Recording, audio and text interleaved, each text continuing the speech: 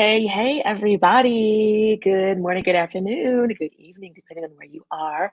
My name is Patrice Malloy. I am the Affluent CFO, Master Tax Strategist, and Money Multiplier for badass women of color entrepreneurs who are ready to take their business to the next level and create something that is not only profitable, but it is sustainable, scalable, and saleable. Now, I want to talk to you about a couple of things that I learned, or I should say relearned this weekend, which really brought some feelings of frustration to the forefront for me. Now, I had the opportunity to graduate from the Goldman Sachs 1 Million Black Women Black in Business cohort this past week, and it was incredible. It was a testament to the fact that there are women who are doing the damn thing, women who have successful businesses, and the fact that the wealth gap is still not where it needs to be. However, we're doing things to make a shift and a change in that department. So, what I wanted to do was talk about a couple of things that are still prevalent, especially as we just finished Juneteenth. Now, persistent racial wealth gap. So, in 2022, for every $100 in wealth held by white households, Black households held only $15. This stark disparity highlights the ongoing economic inequality faced by the Black community. Now, there's still a widening wealth disparity. So, between 2019 and 2022, the racial wealth gap increased by $49,950, resulting in a total difference of $240,120 in wealth between the median white household and the median Black household. As you can see, this indicates that despite overall wealth increases during the pandemic, the gap has continued to grow. There are low home ownership rates, so only 49% of Black women own homes compared to 65% of US adults overall. And that is a factor and crucial to building generational wealth because assets that appreciate are what we want to have in our portfolios. We have high student loan debt. So 28% of Black women have over $50,000 in student loans compared to 11% of US adults. Now, clearly we are educated because we're spending all this money educating ourselves and having these outstanding loans. So that's not the problem, right? We are highly and many times overeducated. So that's not the problem there. Limited retirement savings. There's only 49% of Black women currently have retirement savings compared to 61% of US adults. We already talked about some of the income disparities, financial insecurity. So 64% of Black adults rate their personal financial situation negatively, describing it as only poor or fair.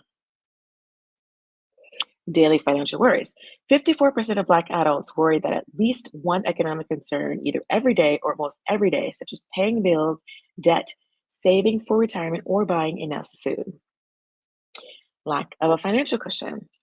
28% of Black adults say that they would not be able to use any of four common financial resources: personal savings, credit cards, loans from family and friends, or asset values to cover 3 months worth of expenses if they lost their income.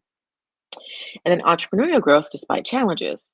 Despite these obstacles, Black women are the fastest growing group of entrepreneurs in the US, yet we still face the most challenge when it comes to getting funding and obtaining lines of credit, credit cards, etc., to grow and scale our businesses. Many of us are still bootstrapping. Many of us are, moving into our personal savings. We're leveraging those 401 accounts that we had from our corporate jobs, etc., to bootstrap our businesses and to get them to a place where they are profitable, they are operational, etc. And the problem is we need to be able to leverage other people's money, like many other people do, in order to grow our businesses so that we are not putting ourselves in a lurch because we have taken money from retirement, etc. Now, I say all these things to say that there is still a challenge.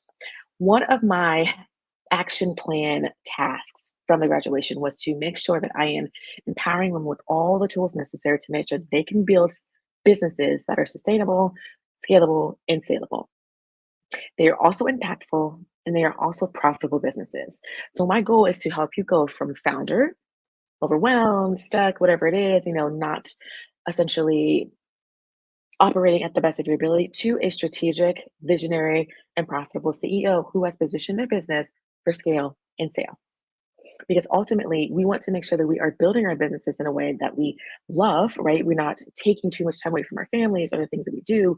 We want to be able to have impact and reach the people that we want to serve. And we want to be able to make sure that we are building a financial legacy. I not only want to leave a financial legacy, I want to live a financial legacy. I want my family and friends to be proud of me. I want my spouse to be proud of me. I want my future grandchildren to be proud of me. And I want them to know that I had certain sacrifices or that I did certain things to put certain things into place so that they could have the life that they live right now. And I wouldn't be doing my job. I would not be serving in my ministry or my mission if I did not put this at the forefront and if I did not focus on helping these women achieve their goals because nobody's coming to save us. We need to be able to have as much insight, knowledge, resource, support, network, etc., to make sure that we were able to reach those goals and that we were able to close that wealth gap. We were able to get rid of those inequities and those disparities, and we were able to stand on our own 2 feet as a community so that the future is bright.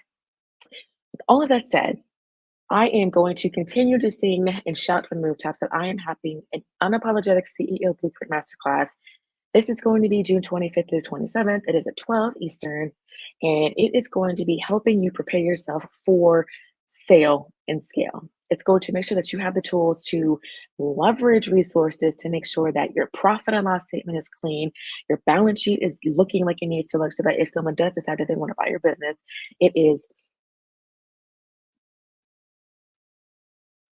I mean, it's palatable, quite honestly. It looks good to somebody who wants to potentially buy your business. They see it as a good investment. So I want you to make sure that you have those foundational pieces in place and that we create your CEO blueprint to make sure that we are able to reach those goals that you have. I am inviting you, like I said, June 25th through the 27th. It is at 12 p.m. Eastern. I want to see you there. I want you to share this with your friends, your family, your aunties, your cousins, your god sister, whoever it is that is in business, whoever it is that's considering becoming a business owner, entrepreneur, because they need to have these tools and they need to have a solid foundation to start from so that they're not working from a deficit. So that is what I wanted to say. We didn't want to come here and talk about a whole bunch of gloom and doom, but I did want to bring that to the forefront. I did just want to reiterate the fact that we are doing a lot of things to change this narrative. But the reality is we don't have all the answers and it's slower than it should be, right? There are a lot of other groups that are a lot more um, well off, if I'm being honest. They have the backing behind them. They have the resources. They have the assets. They have the support system and the mentors and the programs to be able to do that. I don't know if you've been reading the news, but the Fearless Fund, who was focusing on impacting women of color and being able to give them funding and position them to work with angel investors and to get venture capital. And they recently had a lawsuit placed against them and they lost, unfortunately. So they are not going to be able to continue to facilitate those programs the way that they had originally intended and that they had dreamed of. So the writing is on the walls.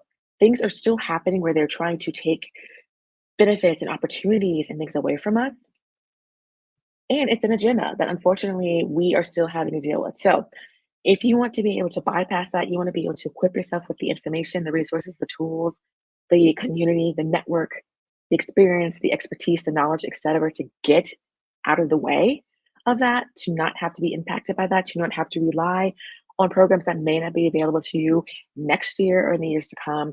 I implore you to come and attend this masterclass. I implore you to invite other people who you think would benefit from it because they need to be able to be a part of this. You need to be able to see what it's like to have the tools to help you transition from that founder who is doing all the things in their business to that CEO who is doing all the things for their business. You've got the vision, you've got the strategy, and you have the team to help you execute those dreams and goals that you have. So that's it. Ladies and gents, I'm looking forward to seeing you. I can't wait to talk to you about what I've got in store.